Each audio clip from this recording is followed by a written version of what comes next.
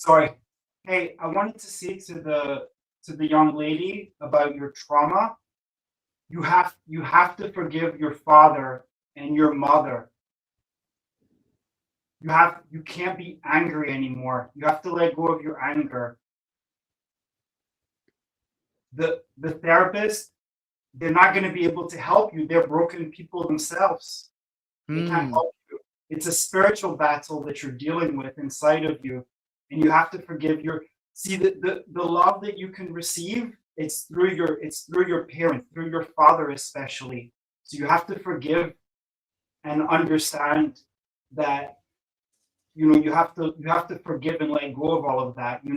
But the therapists, they're gonna come up with special terms like all these intellectual things, but they have no idea what they're talking about. I promise you, they're super broken people. They should not be giving any advice to anyone, to be honest with you. Mm.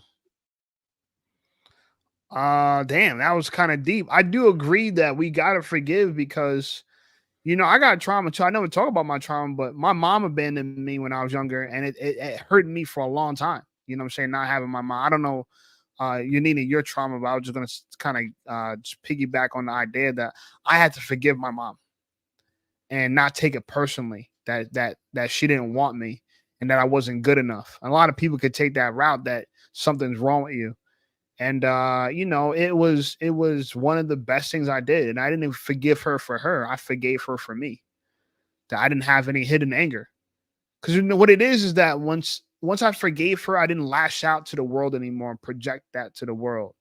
You know what I'm saying? And I realized that the anger I had for her would materialize itself in my relationships with other people.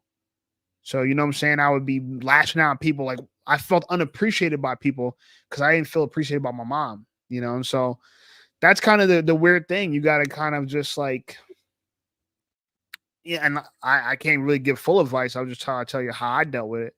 I had to like accept that even though my mom um abandoned me as a kid, and that didn't spend any time with me, and even though I knew her and we didn't have a close relationship, that it wasn't because something I did, that she might have had her shortcomings, and that we're all victims. You know what I'm saying? That she was a victim of maybe narcissism and being spoiled as a child. Her daddy spoiled her. She wasn't mature. My mom wasn't mature. She started having kids when she was really young, and she never really fully grew up, I felt like. So yeah, you definitely gotta forgive for yourself. But Yanina, I know you probably want to respond. So what's your response to that? Um, Forgiveness is definitely a part of my healing. For definitely a part of my healing plan. And why did the train have to come by? Anyway, I hope y'all can hear me. I can Uh, hear you. okay, so forgiveness is the main part of my healing plan because it you can't heal without it. That's where I'm at. That's how I feel. Okay, Mm. so but it's not the only part of my healing plan. There are things that happen. It's that are deeper than just my mother and my father. Cause see, when I talk about this 30-pound box of documents, it's from me being in DCFS because of my father. My father would report to DCFS on my mother, and then they would take me from her and they put me with his family. And his side of the family is where all of the severe childhood trauma come from. The neglect. I dealt with starvation as a child. I dealt with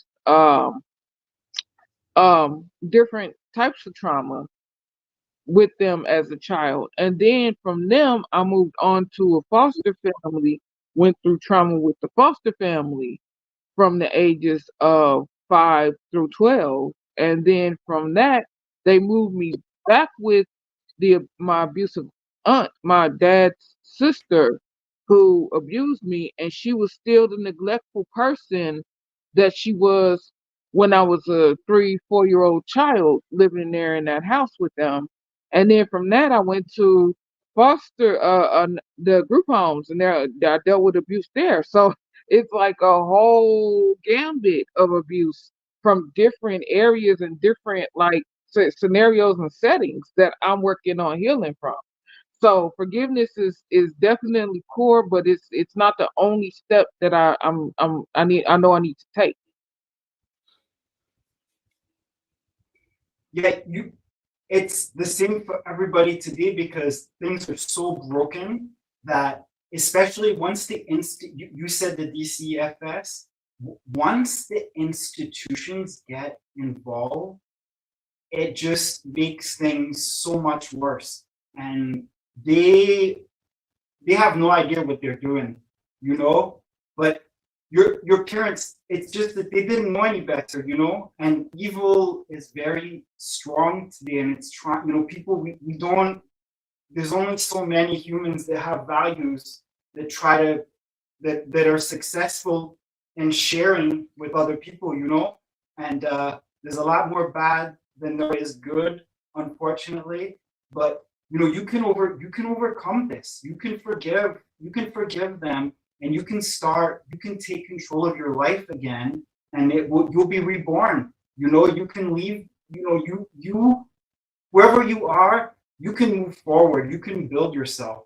I promise you. People don't understand this so much anymore, but you might hear my accent. I've been lucky enough that I got to travel around the world, and I was lucky. I met a lot of different mentors who guided me and who made me understand things like this, you know. But yeah, people are very broken, and once the institutions get involved, they're just gonna make things crazy because they have no idea. They're terrible people.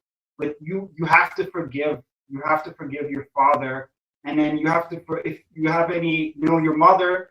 She it's there's no, you know, the family is broken. All the families are broken.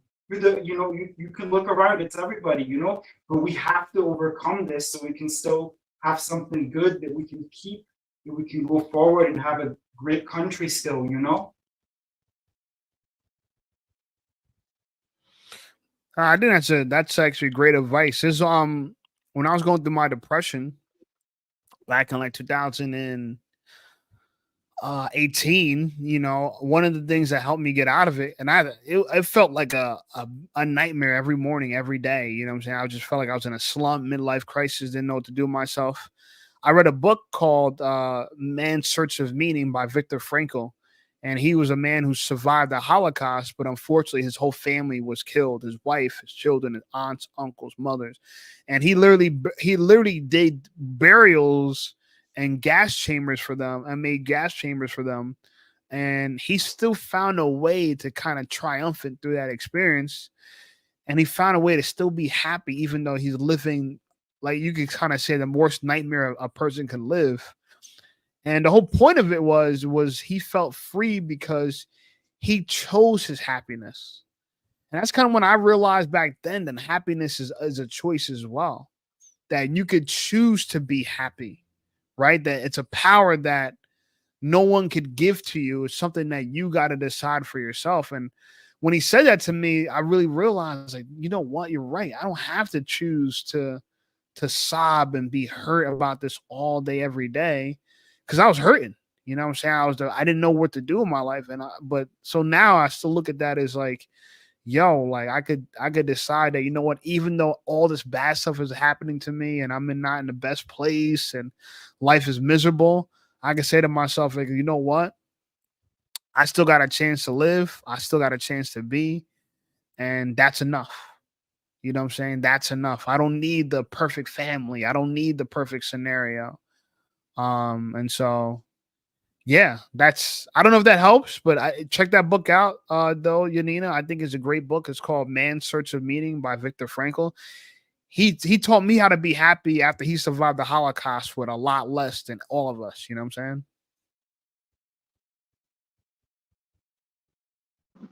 Thank Well you for that said. suggestion. Huh? I said thank you for that suggestion. Yeah, see if it helps. You know, it's a good read because especially when you can see someone that had a life a lot worse than ours. You know, sometimes we be feeling like we got the worst, like ain't everybody got it better than us. And it feels like that, right? It feels like, damn, like he got their mom and dad. I look at that too, like, damn, why do I have to be the one born in a effed up situation. You know what I'm saying? So sometimes it feels good to look at people that got it worse than us and see what they did. You know what I'm saying? They kind of to get ahead. Let me read some of these comments here. I want to add one thing. You're gonna learn that you're gonna learn that what you actually have, you're gonna learn to appreciate it, and it's gonna be so amazing. You're gonna love it, because we actually have so much, and we're so blessed, especially if you live in the United States. You don't know how much we actually have, here, that you're gonna learn to appreciate it. You're gonna love your life. Yeah. I want to read a few comments. Mr. Forgiveness is for yourself, not for the other person. Absolutely. Because you let the anger out of your heart.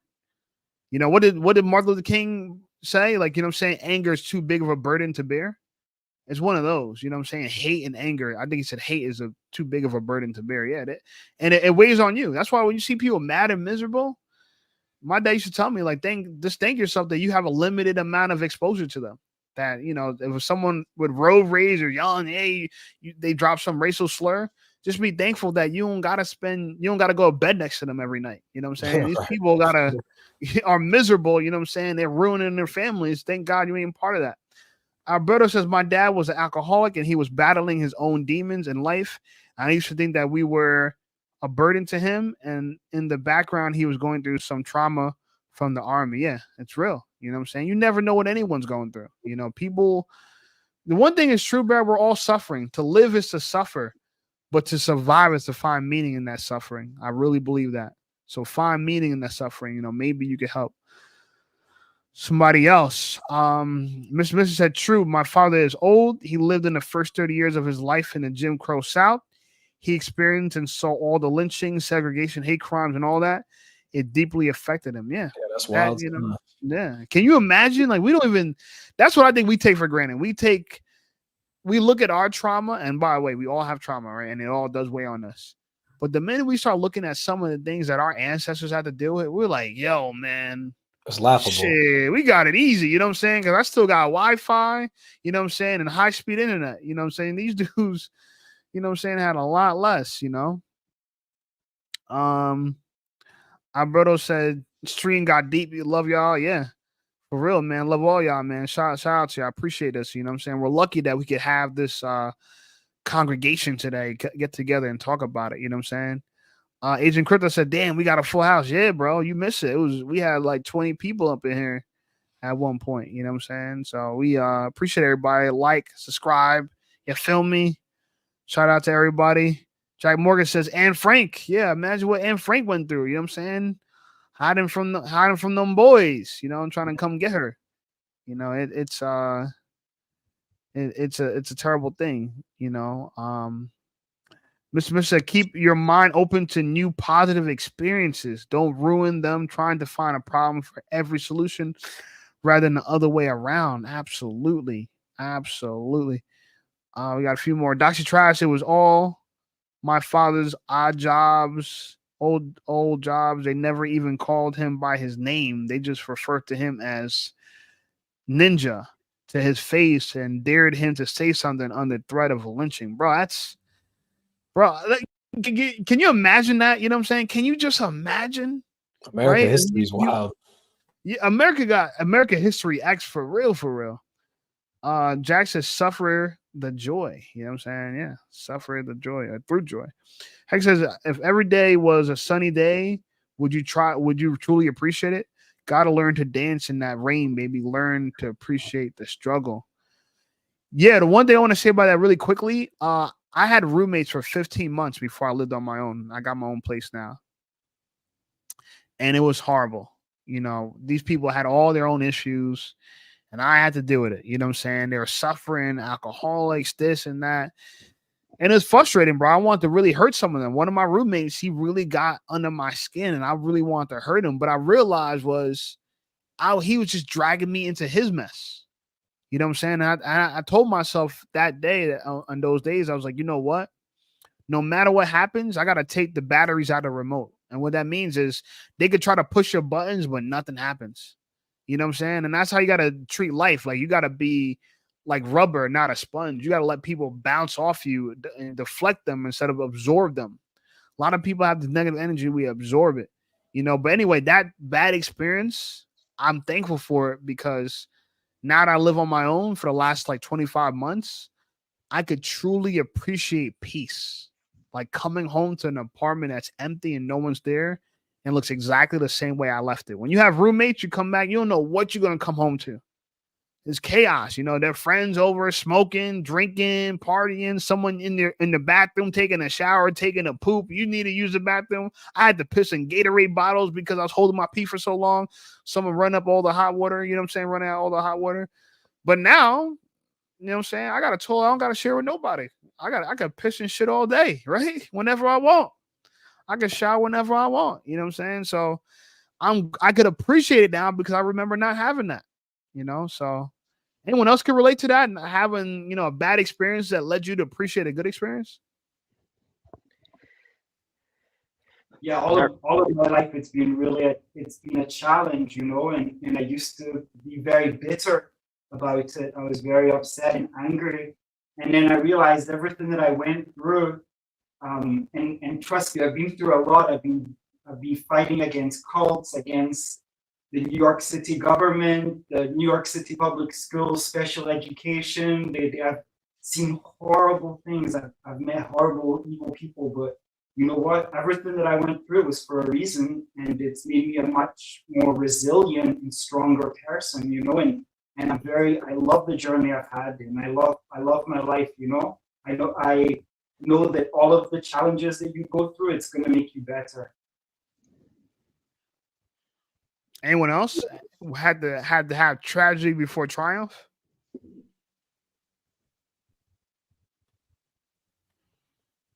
Okay. All right. Well, maybe this is your tragedy now. And then one of my favorite sayings is,